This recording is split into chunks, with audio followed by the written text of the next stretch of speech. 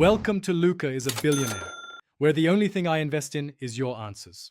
In this video, I will explain how China might retaliate against tariffs.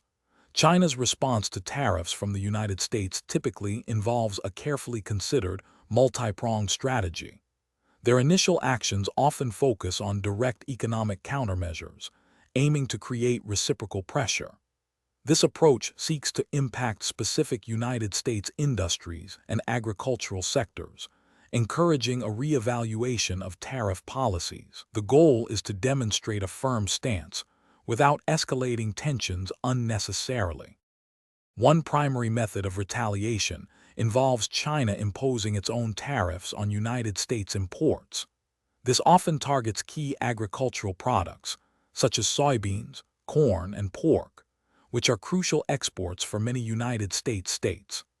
Additionally, China might increase regulatory hurdles or slow down customs clearances for United States goods, creating significant operational challenges for businesses. These actions directly impact United States producers and consumers, aiming to create domestic pressure for policy changes.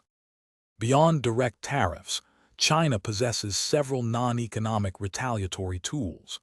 They could restrict exports of vital raw materials, including rare earth elements, which are essential for many high-tech industries globally. Another tactic involves encouraging domestic consumers to boycott United States brands through state media campaigns, impacting sales and market share. Furthermore, China might delay or block regulatory approvals for United States companies' mergers and acquisitions, hindering their expansion plans. In the long term, China's strategy often involves accelerating its efforts to reduce dependence on United States technology and supply chains. This includes significant investments in domestic research and development across various sectors.